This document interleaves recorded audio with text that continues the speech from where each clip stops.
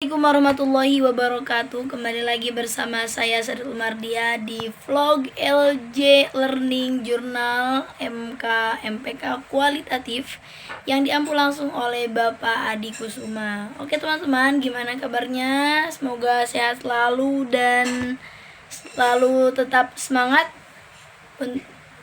beraktivitas. Kita tonton video kali ini. Kami akan membahas mengenai pengertian daripada penelitian fenomenologi, kemudian ada penelitian ilmiah yang mengkaji, menyelidiki suatu peristiwa yang dialami oleh seorang individu, kelompok, ataupun kelompok lainnya, yang mana suatu kejadian yang menarik dalam kehidupan seseorang.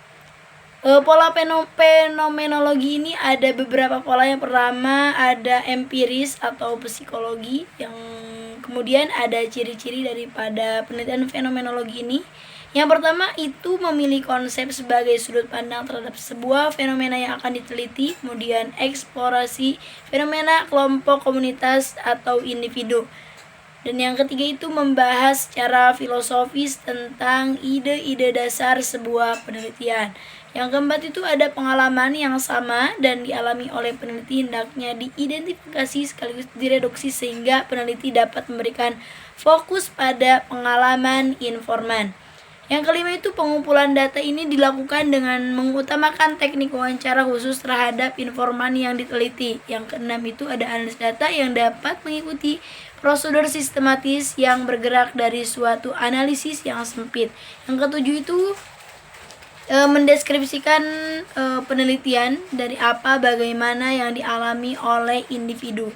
Nah, kemudian ada studi kritis, yang mana studi kritis ini adalah sebuah penelitian yang memusatkan pada persoalan yang terdapat unsur-unsur kesenjangan sosial, manipulasi dari para penguasa, dan penindasan sosial yang dialami oleh masyarakat. Nah, teori ini berkembang pasca modern yang bertolak daripada pengetahuan yang bersifat subjektif. Nah, tujuannya itu untuk apa?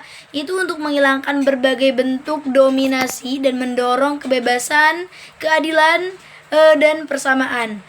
Kemudian ada ciri-cirinya itu. Yang pertama itu pendekatan yang menggunakan teori ini sifatnya itu kontemplatif atau spektrum murni. Yang kedua itu teori kritis, datanya itu konstruktivisme.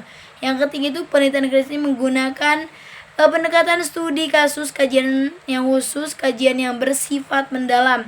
Nah, adapun karakteristiknya itu yang pertama, penelitian ini dalam konteks pemberdayaan individu, kemudian penelitian yang berusaha menentang ketidakadilan dalam suatu tatanan masyarakat, lingkungan kekuasaan di dalam sebuah masyarakat. Kemudian ada penelitian yang memperlihatkan sikap memihak untuk memperjuangkan keadilan di dunia bermasyarakat yang lebih baik.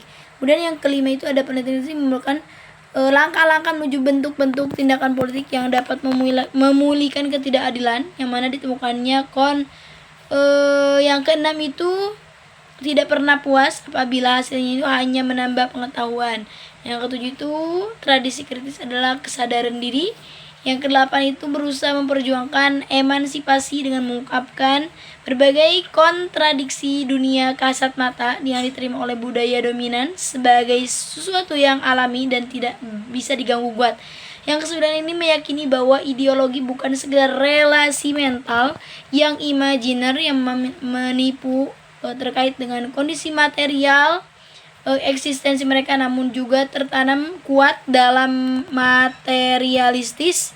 Nah, kemudian ada paradigma konstruktivisme, yang mana memandang ilmu sosial ini sebagai analisis sistematis terhadap sosialisti action yang rinci terhadap perilaku sosial dalam settingan keseharian yang alamiah, agar mampu memahami dan menafsirkan bagaimana para pelaku sosial yang bersangkutan menciptakan, memelihara, dan mengelola dunia sosial mereka. Nah, kemudian paradigma ini memiliki beberapa dimensi.